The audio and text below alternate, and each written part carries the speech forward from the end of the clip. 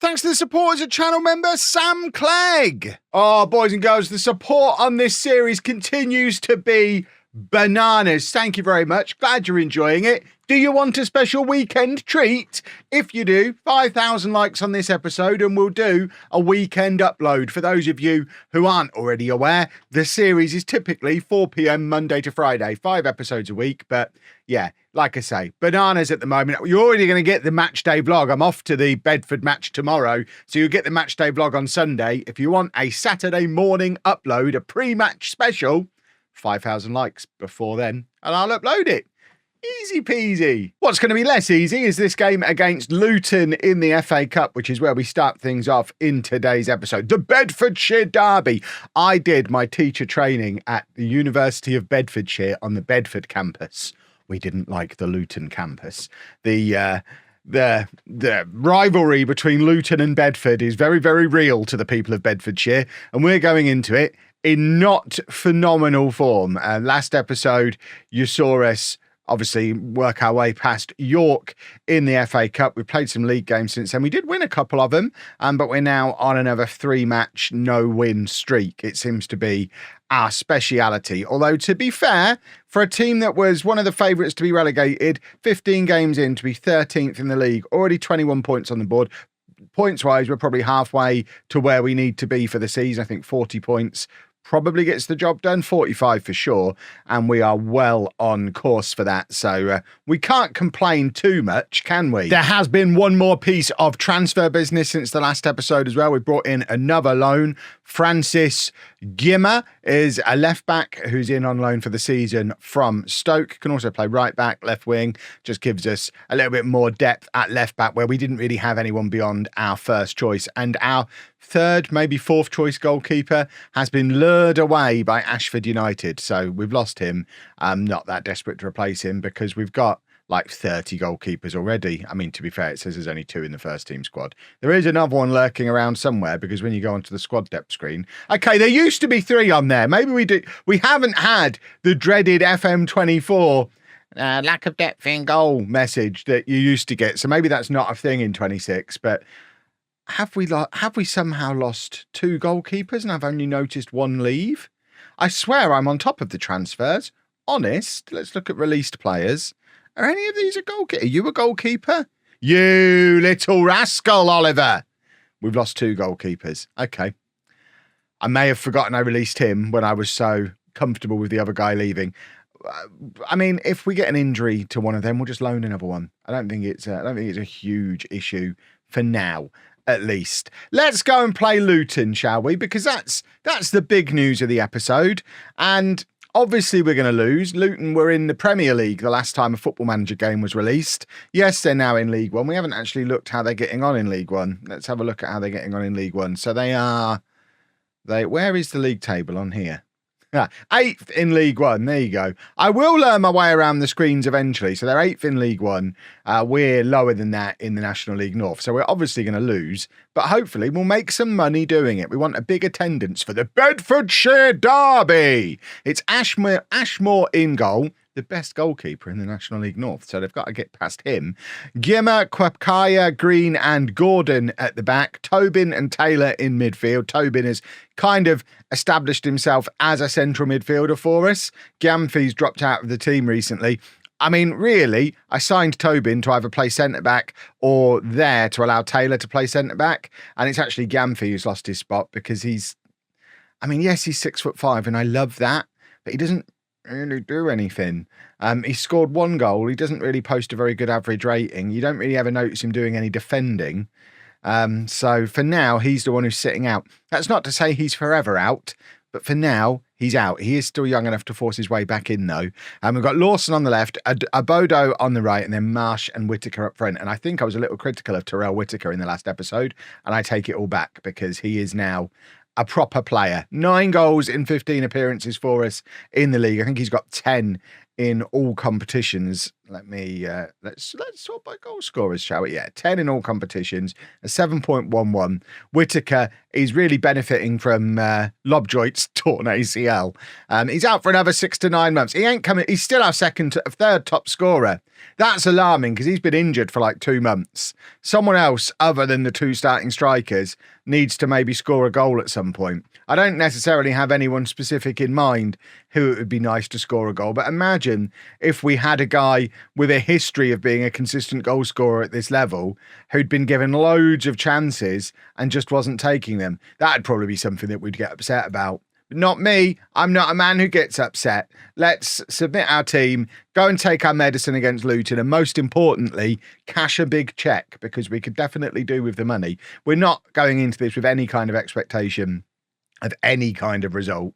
We'll go 6-0 down and then instant result after 30 minutes is my expectation for what's about to happen. In the very unlikely event we do manage to grind out a draw, there's not even replays in the FA Cup anymore, so we don't even get the pleasure of bringing them back to our place for a replay. It would just go to penalties, I think. Extra time, then penalties maybe. I'm not sure. I know they've ruined the FA Cup. I'm not sure on the specifics of how they've ruined it, but yeah, there's no replays, and that's one thing I do know, which is a little bit of a shame. I mean, it doesn't impact us as much this year because we got the away draw, but if we'd have got the home draw, looking to grind out the replay against Manchester United or something, we'd be pretty miffed in those circumstances. But it doesn't even look like it's full.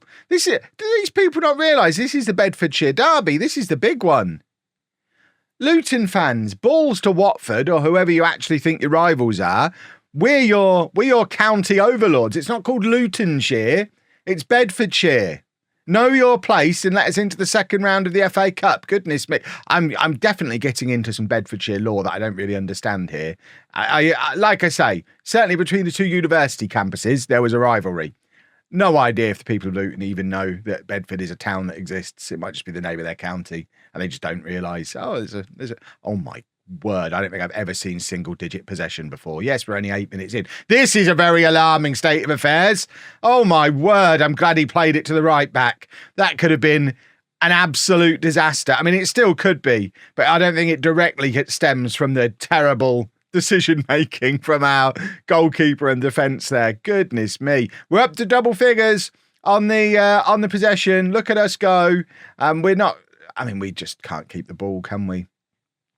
It's understandable. They are so far above our level. I mean, I've already mentioned the last time FM came out, Luton were in the Premier League. Bedford weren't even as high as this back then either. There was like 8 tiers between these two clubs. On the previous game in this series, the fact that it's only 4 tiers now just shows that there's been some momentum from both teams in opposite directions, but there is still a gulf in expectation and reputation and all of that. We're up to 20% possession now. Look at us go. If we can end the match on 25% possession, I'll consider that a victory regardless of the scoreline, and I'll be expecting the FA to pay us accordingly. But it is Luton just very comfortably keeping hold of the ball again. Oh, goodness me. Goodness me, look at them go. I mean, that's terrible shooting. We have got the best goalkeeper in the National League North. Don't know if I've mentioned it ever in the videos. How have we got an XG of 0.01? We've had one shot and it was on I really wish I could see the one shot on target we've had and where we were shooting from to get an XG of 0.01. I think it was probably just a goal kick that wasn't intercepted before reaching the other goalkeeper at the other end, and it's been recorded as a shot. That's the only explanation for that, surely. There you go. We're accumulating a little bit more XG as well. We are flying, moving towards our 25% possession. Half an hour in, it's still 0-0, which actually, in the grand scheme of things, is an excellent performance from us. There's a non-Leeds legend veteran there, Lonwick, I think played for my Burton team a couple of years ago. I could be making that up. Rule Walters, I think, is somebody we've had in previous non-League legends as well, who's also in the Luton team. So there's a few familiar faces in there. You lot will probably now tell me, yeah, there's 3 more who've played for you in the past as well. I don't remember every player who's ever played for me. This is the 11th series of non-League to Legend. I don't remember every team I've managed, never mind every player who's played for me. Look how close we are to 25% possession, by the way. We are flying. This is lovely old stuff. And Luton's still not able to make the breakthrough. We're into the 45th minute. Just get to half time now, lads. And this is a great performance. Just hold on. I mean, Luton are going to be fuming at that. Poor old Jack Wilshere. Not having a very nice day. I mean, right. Story time, boys and girls. I'm trying not to get on my soapbox, but this has been an issue with Football Manager for years. This is not an FM26 thing. This is a long-term, we'll keep the game playing, so we're going to lose anyway. This is a long-term Football Manager thing. When you have a massive golfing reputation, it does stuff like that, where all of a sudden we can't even take a kickoff and keep the ball in play, which wouldn't have happened if we'd have been playing against a team in our league. But it's so heavy-handed the way the game forces that gulf in the two teams to be demonstrated, and we saw an example of it there. It's the same as you always get a player sent off, you always give away penalties. I've screamed many times, just beat me in the match engine. That kickoff was a perfect example of just beat me in the match engine. Look, they've had 24 shots. I couldn't argue if they scored 3 or 4 of them. But no, you let us keep a clean sheet for the story. Then we have a kickoff like that. And then we just concede a sloppy goal early in the second half. And it's just so weird.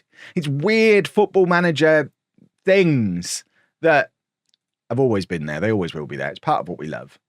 But it does make me cross sometimes. Right. We're making some substitutions. Coyle is going to come on. We're now allowed 5 substitutes in the FA Cup. In the qualifying rounds, it was only 3, which is weird because we're allowed 5 in our league games, our domestic games. Yes, when we play European football.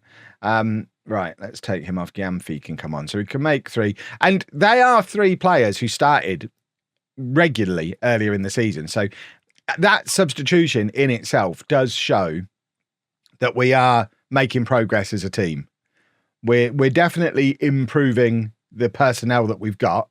And I think those 3 boys who've just come on deserved a run out because they have been contributors over the course of the season. Yes, we've not had like anything particularly exceptional happen in the season. The win against York was good. They were in the league above, getting to the first round of the FA Cup, getting on match of the day. Presumably this match would be televised in reality because it's the Bedfordshire derby. So they get a day out on the telly. We're up to 28% possession as well. We are 2-0 down, but we're focusing on the positives. We said 25% possession, we consider it a victory, and we are heading towards it. Right, have we got a right back on the bench? We do. Isaacson can come on at right back. And then for my final trick, Panther is going to come on the right-hand side. And we're just seeing the game out. We're not going attacking. We're not trying to get back into the game. Even if we tried, we wouldn't be able to, and it would just invite Luton to get another 2 or 3 goals. And I think we can probably, morale-wise, survive a 2-0 away defeat against Luton. A 6-0 defeat is a pretty hard one to stomach, no matter who you're playing against and what the circumstances. So I think we probably are better just seeing the game out, taking our money, and we will have a look at the bank balance after this, because hopefully there's going to be a big pile of cash landing in it. We don't get a lot directly from the FA, but we should get a nice little split of the gate receipt, which if we go to, someone was telling me on stream last night, you can't actually see your bank balance on the finances page apparently, but that's the figure we were looking for. Gate receipts 114,000. So we've made 100 grand off of that match, because it's the 1st of November and we've already made 114 grand this month. So we know exactly how much we've made from that match. Compare that to our total gate receipts from September of 67,000. This is not a very useful graph. I don't approve of the scale on this graph at all, because that implies we made nothing there. We made 67 grand. What a terrible graph. But yeah, we made a bunch of cash, and a bunch of cash is always very welcome. And now we're going to play a few matches. And I remember the plan. We're going to play 1 match, and then we're going to play Merthyr, because Bedford against Merthyr is the game I'm going to IRL tomorrow, that you'll be seeing the matchday vlog for on Sunday. So let's see how we match up in game against Merthyr as a very accurate preview of what's going to happen in real life tomorrow. And we're going to have to do that game without top scorer Terrell Whitaker, who got sent off in the last match, which we lost. So what's that? Five games without a win now in all competitions? Yeah, 5. To be fair, Kidderminster are quite good. They're third in the league. We lost in the 92nd minute after having our best player sent off. So I can't argue too much with the result. Same as the Luton one. But it is 5 games without a win, and it does make this game against Merthyr that little bit more challenging. They're up in 6th in the league and are a team that probably think they can come here and pick up a result, especially without us having Whitaker in the team. So this is the 11. It's Ashmore in goal, a back four of Gimmer, Kwekawa, Green and Gordon, Tobin and Taylor in midfield, Lawson on the left, Abodo on the right. Jeffers coming in for his first start of the season, at least in the league, and he partners Marsh up front. We've pushed Marsh to be the more attacking of the 2 strikers because I just don't think Jeffers is mobile enough to be able to get in behind anymore. I also don't know if Marsh is either.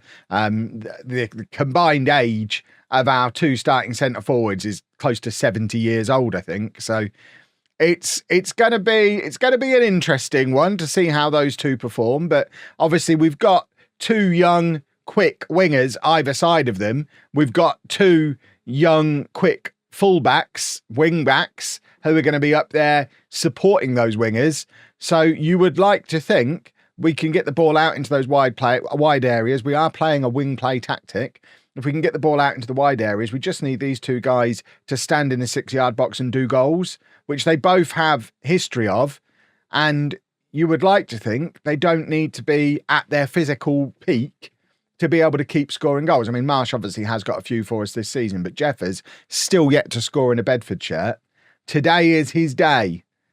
Recapture. Just have one day. Just one day where you recapture the man you were at St Albans. This is the team talk, the personalised team talk he's had before the match in my little fantasy world. I'm obviously not going to do an in-game team talk like that.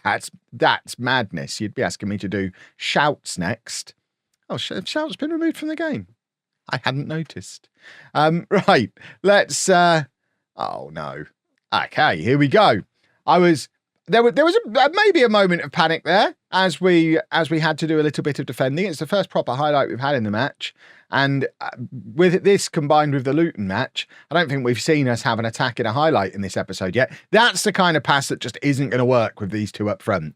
It works great with Whitaker up there because he can chase onto them, and that's where a lot of his goals come from. Frustratingly, there's nowhere in the team instructions where they've got the idea that you get it to the centre-backs and they lump the ball over the top. That's not the game plan. The game plan is get the ball out wide and let the wingers get in behind, like we're doing here. Oh, Lawson very nearly forcing the ball past the goalkeeper. It's our best effort of the episode, never mind the game. And now Guillermo taking the in-swinging corner, looking for the far post. And oh my word, who was that? Everything happened so fast. I couldn't even see who hit that. It's going to be Gimmer again for another in-swinger. He's gone for the far post again, and Green gets onto it, but heads it straight into the hands of the Merthyr goalkeeper. And to be fair, I think it was coming back off the crossbar anyway. It seemed to be rising upwards. And it's not, I mean, it's nice to see a goalkeeper catch a football. You don't get a lot of that in modern football. I know it's cost us a goal potentially, but I think, like I say, I think it was hitting the crossbar anyway. So in those circumstances, I'm just going to enjoy watching a goalkeeper catch a ball, because I'm fed up of seeing them flap at them, punch them, tip them around posts when they don't need it. Just catch it. I've seen the TikToks. I know you have sticky gloves on. You can catch the ball. I can catch a football without gloves on. You've got glue on your hands. What's happened here? Ashmore hasn't even moved. I think he's taken issue with my rant about goalkeepers. I don't know that Kwekaya has any idea what's going on there, but Ashmore has made absolutely best goalkeeper in the National League North, boys and girls. He's made absolutely no attempt to save that, which is alarming. We're not going to see him in real life tomorrow because apparently he's been recalled by his parent club. So I don't know who's going to be in goal for Bedford tomorrow. Probably one of the guys I've accidentally released. Oh my word! I thought Ashmore was. He's caught the ball. See, coaching. He listens. Right, can we have an equaliser on the stroke? No, we can't, because that was just a half-ending highlight. Right, we need to go attacking. I don't know what chance we have, really, without Whitaker in the team. And alarmingly, it's now been a while since we even scored a goal. never mind, won a match. We didn't score against Kidderminster. We didn't score against Luton. I forget I think it might have been a 1-1 draw the match before that. Played that one yesterday, so I don't actually remember it in depth. But it's been a while since we've done a goal. And I would like to do a goal if we could do it. I don't want to go all the way to Bedford tomorrow to make a video and us not do a goal. And if this is an accurate prediction, it's quite sad at the moment because we're not really creating anything. We're not looking like we're threatening to do a goal. Right, Quickaya plays forward, looking for Marsh. Again, it is the wrong pass. And I don't know how to stop them doing it because, like I say, in the team instructions, they're not told to do it. They're doing that off their own back. I think it's probably the individual player instruction because they're no-nonsense centre-backs. Because, I mean, as a policy, I rarely tolerate nonsense. But because they're no-nonsense centre-backs, I think their player instruction is probably get the ball and lump it, which does go against the team instruction of get it out wide and get crosses in.